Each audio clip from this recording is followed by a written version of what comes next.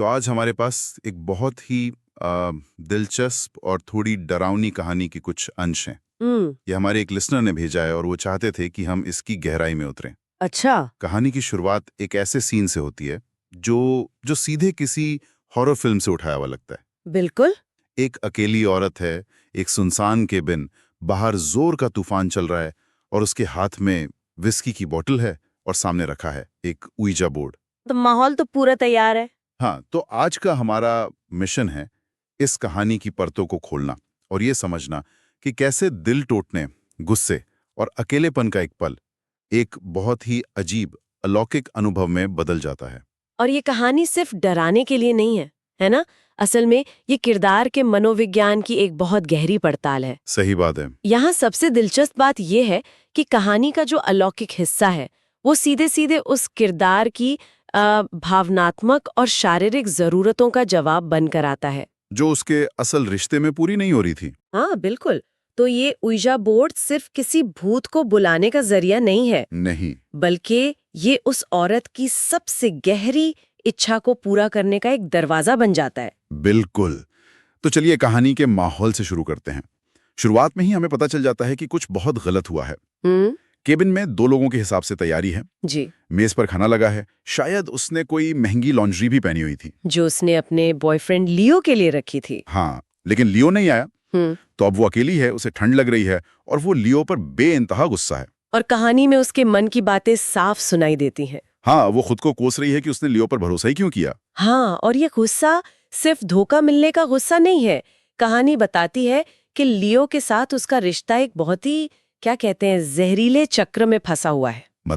मतलब लियो उसे नजरअंदाज करता है, गायब हो जाता है और फिर जब वापस आता है तो जोशीले सेक्स के जरिए सब कुछ ठीक करने की कोशिश करता है। अच्छा। साफ लिखा है कि वो इस रिश्ते में सिर्फ और सिर्फ अच्छे सेक्स की वजह से टिकी हुई है। तो जब लियो नहीं आता तो उसका गुस्सा और उसकी दबी हुई यौन इच्छा दोनों एक साथ उबल पड़ते हैं। विस्की बस उस आग में घी का काम कर रही है। मतलब ये कोई अचानक लिया गया फैसला नहीं था। वो एक ऐसी जगह पहुंच चुकी थी जहां उसे कुछ भी करने से फर्क नहीं पड़ता था। बिल्कुल हताशा की स्थिति में थी वो। और यहीं पर वो उइजा बोर्ड उठाती है। यहाँ कहानी वाकई दिलचस्प हो जाती है। वो बोर्ड से ये नहीं पूछ रही कि मेरा भविष्य क्या है या क्या लियो मुझसे प्यार करता है। उसकी मांग बहुत सीधी, बहुत शारीरिक और सच कहूं तो बहुत चौंकाने वाली है। हाँ बिल्कुल। वो सीधे सीधे कहती है, मुझे एक सख्त लिंग चाहिए, लियो के लिंग से भी ज्यादा सख्त। और ये लाइन, ये इस कहानी का दिल है। बिल्कुल। ये किसी प्यार या भावनात्मक जुड़ाव की मांग नहीं है, ये एक कच्ची शारीरिक जरूरत की चीख है। उसके गुस्से और उसकी हताशा का निचोड़। हाँ, वो लियो से बेहतर कुछ चाहती है, कुछ ऐसा जो उसे वो दे सके जो लियो नहीं दे पा रहा था। संतुष्टि और ध्यान। सही। और जैसे ही वो ये मांग रखती है, केबिन का पूरा माहौल बदल जाता है। कहानी में इसका जिक्र बड़े अच्छे से किया गया है। हवा तेज हो जाती है, मोमबत्तियां टिमटिमाने लगती हैं, मेज पर रखे बर्तन खड़कने लगते हैं। ऐसा लगता है जैसे उसकी आवाज किसी ने सुन ली है, किसी चीज ने सुन ली है। और यहीं पर वो सवाल उठता है जो कहानी कभी सीधे तौर पर जवाब नहीं देती कि क्या ये असली है? हाँ, क्या ये शक्ति असली है या ये सब कुछ उसके दिमाग की उपज है? क्या ये उसकी दबी हुई इच्छाओं का एक मनोवैज्ञानिक प्रक्षेपण है? सोचिए, वो जिस शक्ति को बुलाती है वो लियो का एकदम उल्टा है। कैसे? लियो लापरवाह है, ये शक्ति सिर्फ उसी पर ध्यान देती है। लियो झूठ बोलता है, ये शक्ति बिना बोले टेलीपैथी के जरिए सीधे उसके दिमाग में बात करती है और कहती है, तुम्हारी खुशी ही मेरी प्राथमिकता है। ये वो शब्द हैं जो वो शायद हमेशा से लियो से सुनना चाहती थी। बिल्कुल। लेकिन अगर हम एक पल के लिए मान लें कि ये सिर्फ उसके दिमाग की उपज है, तो इसका क्या मतलब है? क्या इसका मतलब ये है कि उसके अंदर इतना गुस्सा था कि उसने अपने लिए एक आदर्श पार्टनर बना लिया? ये तो और भी ज्यादा दुखद लगता है। दुखद या शायद एक तरह से सशक्त, ये देखने का नजरिया है। अच्छा। हम ये भी कह सकते हैं कि उसने किसी धोखेबाज इंसान पर निर्भर रहने के बजाय अपनी जरूरतों को पूरा करने के लिए अपने ही जहन की बेहिसाब शक्ति का इस्तेमाल किया। उसने अपनी कल्पना को हकीकत बना दिया। हाँ, कहानी हमें दोनों तरह से सोचने का मौका देती है और यही इसकी खूबसूरती है। वो इस धुंधलेपन को बनाए रखती है और कहानी हमें इसका जवाब देने के बजाय सीधे उस अनुभव की गहराई में ले जाती है। हाँ, चाहे वो असली हो या काल्पनिक। उस औरत के लिए वो अनुभव 100% वास्तविक था। बिल्कुल। उस शक्ति का स्पर्श बर्फ जैसा ठंडा लेकिन नरम बताया गया है। उसका आकार अमानवीय रूप से बड़ा है। और उसकी आवाज? हाँ, उसकी आवाज वो कानों से नहीं सीधे दिमाग के अंदर गूंजती है। और कहानी में एक बहुत जरूरी बात पे जोर दिया गया है कि ये जो भी प्राणी है वो उसके शरीर और दिमाग को पूरी तरह से जानता है। उसे कुछ कहने की जरूरत ही नहीं पड़ती। नहीं, ये प्राणी उसके सोचने से पहले ही उसकी इच्छाओं पर प्रतिक्रिया करता है। और इसकी तुलना जब वो लियो के साथ बिताए पलों से करती है तो फर्क साफ नजर आता है। हाँ, लियो के साथ सेक्स अच्छा था लेकिन हमेशा लियो की शर्तों पर होता था। उसे हमेशा लियो को खुश करने की चिंता रहती थी। सही। लेकिन यहाँ सब कुछ सिर्फ और सिर्फ उसके बारे में है। यह अनुभव इतना तीव्र है कि कहानी में लिखा है कि सुख, दर्द और डर के बीच की रेखा ही मिट जाती है। जो एक तरह से खतरनाक भी लगता है बहुत। और यहीं पर शक्ति के संतुलन का खेल आता है। ये बहुत दिलचस्प है। लियो के साथ रिश्ते में वो हमेशा शक्तिहीन महसूस करती थी। उसे इंतजार करना पड़ता था, वो लियो की मर्जी पर निर्भर थी। लेकिन इस अलौकिक प्राणी के साथ समीकरण पूरी तरह से बदल जाता है। ये अजीब है ना?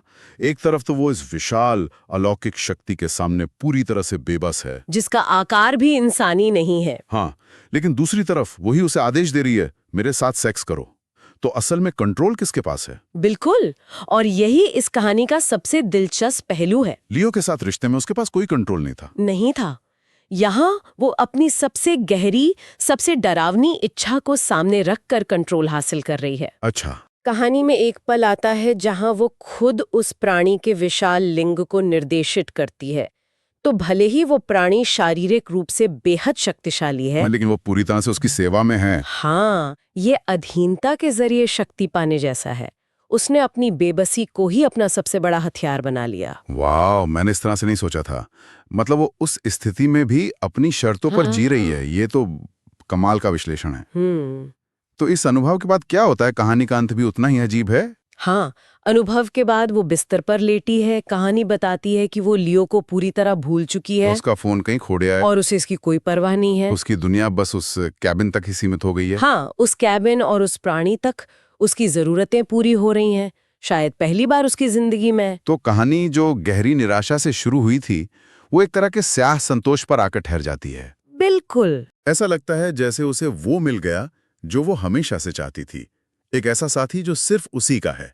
लेकिन फिर कहानी एक झटके के साथ हमें चौंका देती है। हाँ। जब सब कुछ शांत होता है तो अचानक दरवाजे पर एक जोरदार धमाका होता है और कहानी वहीं खत्म हो जाती है। मुझे तो एक पल के लिए लगा कि अब लियो दरवाजा तोड़कर अंदर आ जाएगा। और यही सवाल कहानी हमारे लिए छोड़ जाती है, वो धमाका क्या है? क्या वो सच में लियो है, या कोई और? या वो बाहरी दुनिया है जो अब दखल दे रही है? किरदार ने अपनी समस्या का एक अजीबोगरीब हल तो निकाल लिया। हाँ, उसने एक बेकार दर्द देने वाले इंसानी रिश्ते को एक कारगर अलौकिक रिश्ते से बदल दिया। पर इसकी कीमत क्या है? क्या ये सच में ज्यादा खतरनाक है? मेरा मतलब है, एक तरफ एक ऐसा पार्टनर है जो उसे मानसिक रूप से परेशान करता है, उसे नजरअंदाज करता है। दूसरी तरफ एक शक्ति है जो पूरी तरह से उसी पर केंद्रित है, उसकी हर इच्छा पूरी कर रही है। शायद उसके लिए ये एक बेहतर सौदा था। शायद कम समय के लिए तो ये जरूर एक बेहतर सौदा लगता है, लेकिन लंबे समय में? हाँ, लंबे समय में वो धमाका इस बात का संकेत है कि आप असल दुनिया से हमेशा के लिए कटकर नहीं रह सकते। वो इस बात का प्रतीक है कि हर चीज की एक कीमत होती है। क्या उसने सिर्फ एक तरह की निर्भरता को, लियो पर निर्भरता को, दूसरी शायद ज्यादा खतरनाक निर्भरता से बदल दिया है? क्योंकि ये जो नया रिश्ता है, हाँ, ये उसे असल दुनिया से पूरी तरह अलग कर रहा है। ये एक ऐसा सवाल है जिसका जवाब कहानी हमें नहीं देती और हमें सोचने पर मजबूर कर देती है। तो कुल मिलाकर ये कहानी एक अकेली दिल टूटी औरत की हताशा से शुरू होती है और हमें एक ऐसे सफर पर ले जाती है जहां डर, इच्छा और शक्ति की सीमाएं धुंधली हो जाती हैं। उसने अपनी सबसे गहरी इच्छा को आवाज दी और कायनात ने या किसी और चीज ने जवाब दिया। और ये कहानी आखिर में हमारे लिए एक बहुत ही गहरा सवाल छोड़ जाती है।